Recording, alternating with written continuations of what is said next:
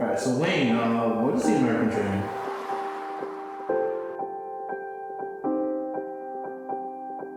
That was a turning point for me. Wayne is a good friend. You couldn't have asked for a better friend. All I can remember is that I was getting hit from all angles.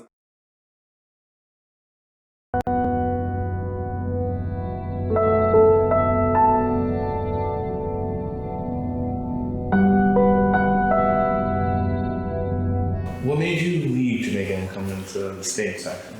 Okay, so that was a turning point for me. I was back home in Jamaica as a male. Mm-hmm. They say that Jamaica is heterosexual, or that's what they say. Mm-hmm. So if you're a male and you speak properly, you are labeled. If you are seen in or you're acquainted with a lot of females, you are labeled. So for me, I always have a lot of female friends, and I speak properly, at times. So, and I was not a normal kid growing up in Jamaica. So, I would be labeled as being gay. People call it all sorts of names. But the main turning point for me, I remember vividly, December 27, 2013. I remembered back home at the time I was living in Seaview Garden, an inner city community in Kingston. And I had friends from both sides of the community. So we would generally gather and, we would go to parties and all of that. And long story short, I remember loaning my tablet to one of the guys. And for some strange reason, I never signed it on my Facebook. And I remember one night I was by my neighbor's house and one of my friend kids called me. I was like, why is he calling me so often? But long and short, I went over because we have our aunt about where we know. I went there and I was asked if I was gay at the time, and my answer was like, is this the fuck you guys calling me for? And all I can remember is that I was getting hit from all angles, and it was like about 13 guys in the venue, all of whom I knew. So you were attacked by your friends? Yeah, they're all persons who we normally hang out with. The claims that they see message in the tablet, they went back to message to maybe like 3 years prior to that particular time frame when they were publishing the message. The whole intention was to kill me, and there was like a shallow grave not far from where this happened. That the intent was to kill me and throw me in the grave. For some strange reason, I made my escape from the venue. I don't know what happened. I went straight to the police station. I reported the matter. This was in court for maybe like 2.5 years or 2 years. But at that point in time, prior to that, things were happening. But I think that was probably the main turning point. This is not for me anymore. I have to figure a way out because I cannot continue to live my life in fear. I don't want to have to be walking and looking behind me, thinking that someone's gonna attack me, or So I was like, no, this is it for me. And you found a way out. And I found a way. And prior to all that, I have been to the U.S. Embassy like 6 times, prior to that incident, and I never got through.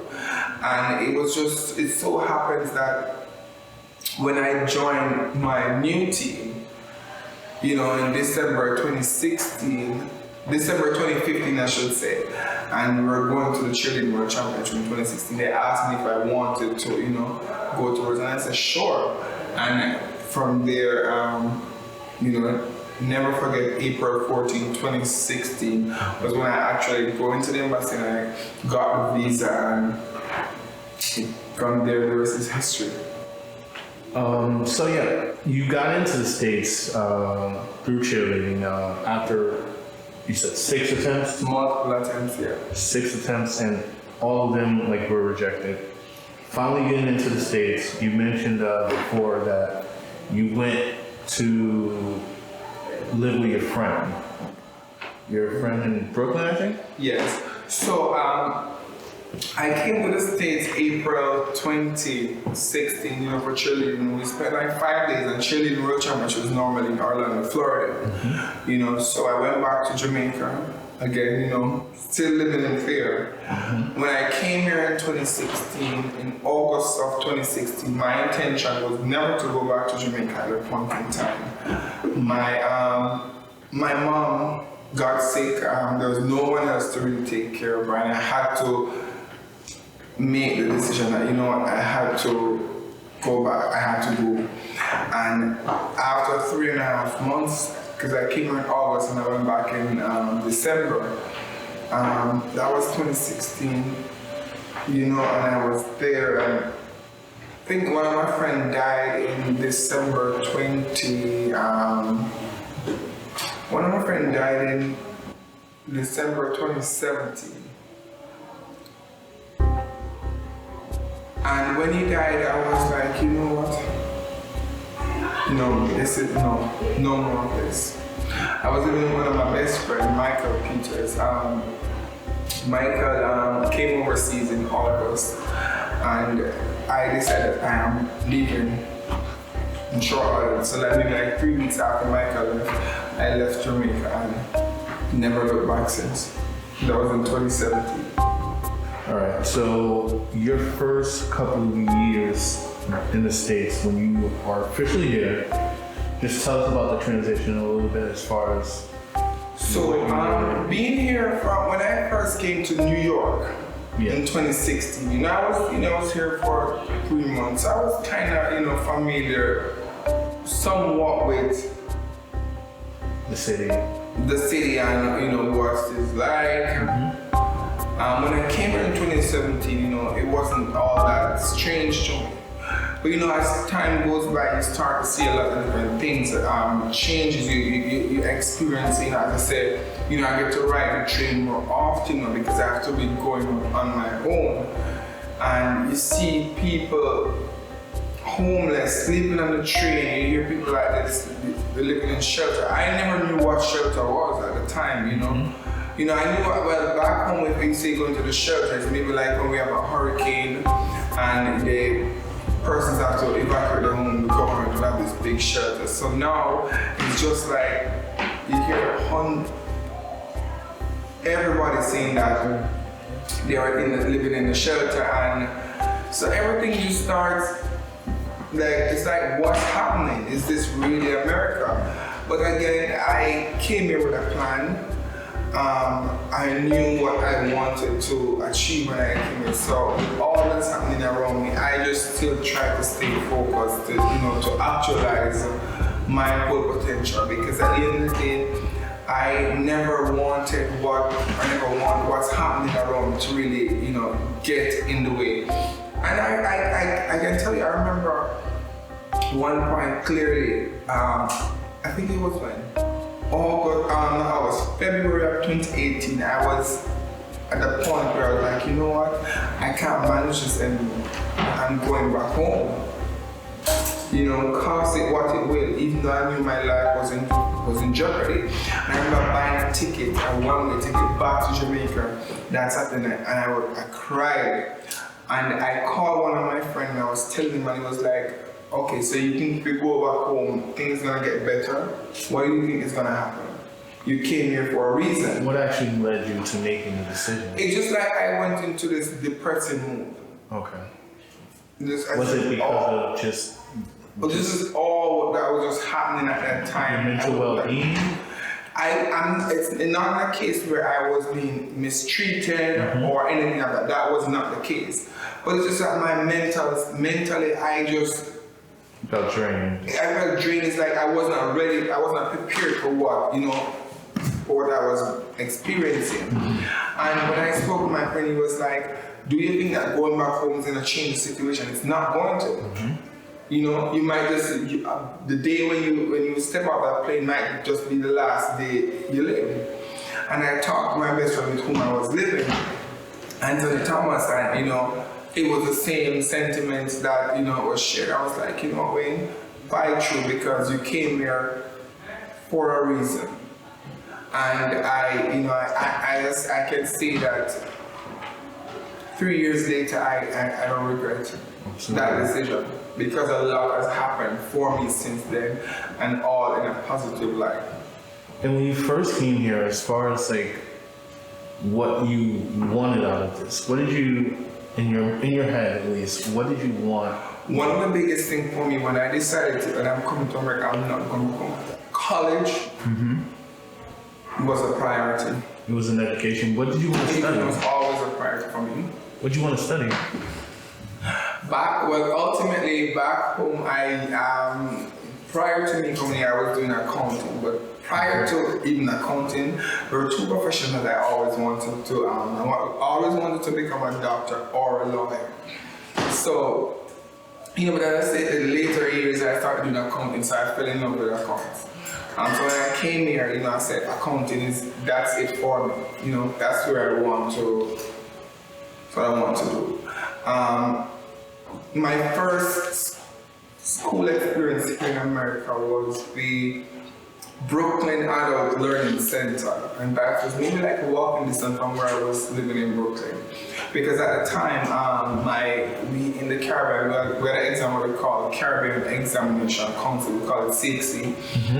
I had requested my transcript from the CXC office, and I wasn't able to get it because if I had that transcript, I would need it to do the GED. I paid maybe like $300 and something US, and I never received the transcript.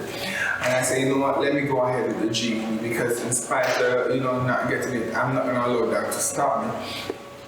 And I remember going to school in February of 2018. February 2018, and I was in school for more than like about 4 months to be exact.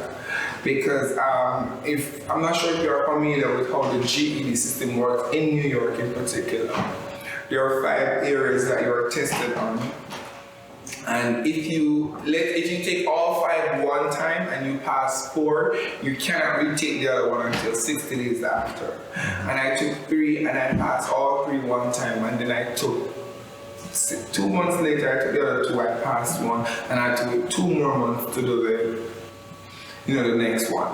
Eventually, I got all of them, and in March of 2019, in June of 2018, I graduated from Brooklyn Adult Learning Center.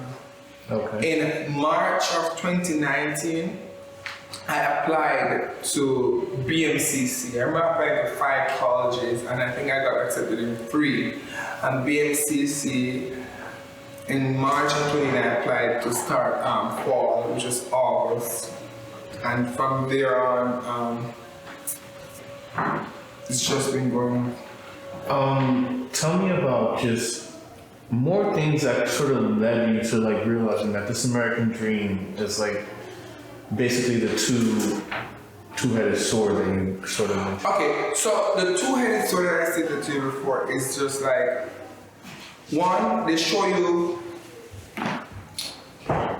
what's on the TV. When you look on the TV, you see these bright lights, you see the World Trade Center, they only show you the positive side of America on the TV. The side that's not been told is that they never told that you'd experience so many homeless. They never told you that if you make a wrong turn, that wrong turn can cost you your life. So it's just like they show you one side. So as I reminisce about going to school with Wayne Morgan, it was really a great experience.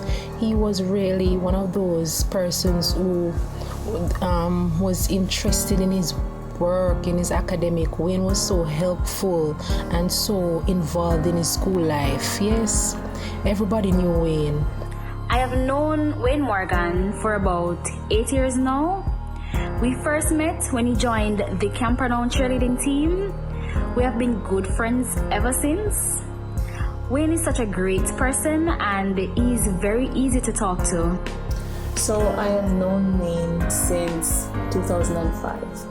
I was his form teacher in high school in grade 9.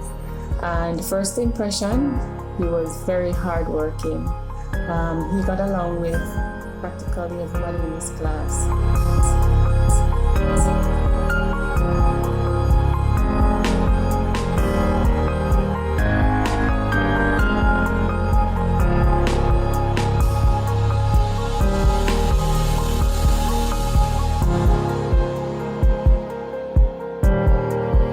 And let's just tap into just your journey. What's been like one of the hardest parts of it all? And just what's that revelation that you've reached, being where you are, being in such a better space? What's one thing that you could probably tell us all, like, that you've learned through it all? This journey, it's a very unpredictable journey. But through it all, I have learned to accept life for what it is. Some things you can't change. They say what you can't change, you leave it alone, and what you can change, you work towards changing it. I say that to say I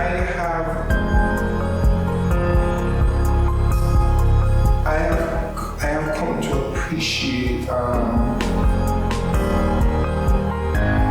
am and where I'm at in my life, because at the end of the day, I know what I want for myself, and then I cannot allow the exterior to really define, how far I go.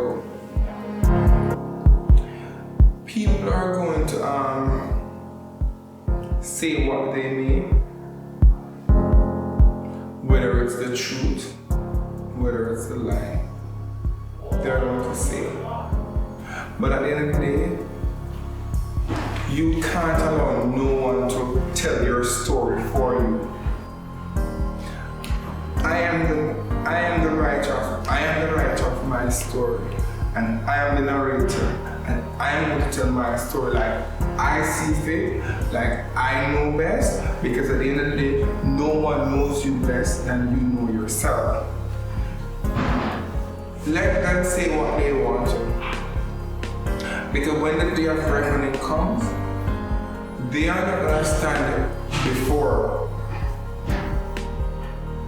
You will have to stand and attest to your thing. You will have to speak your truth. So why allow someone else to live your life for you? I just know that at this point, I'm at peace with myself. I feel as though I'm in a space where if you are not for me, that's fine. If you're against me, that's also fine. But one thing for sure, you are never gonna be able to stop me. Beautiful.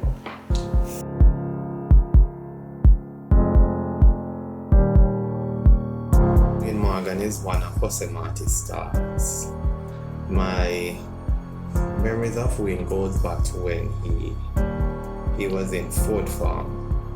He was a member of the agricultural group of students, and it was also the science group. Wayne Morgan is an exceptional young man. Mr. Wayne Morgan is a good Samaritan, a friend to hold and cherish. Mr. Wayne Morgan always got our backs. He's always willing to give a shoulder to lean on. I've known Wayne Morgan for over 8 years. I can attest that Wayne is a very kind person, friendly, loving, caring, hardworking, determined. I could literally write a book about him. I've always admired Wayne's strive for greatness. Some amazing friends. I think they are not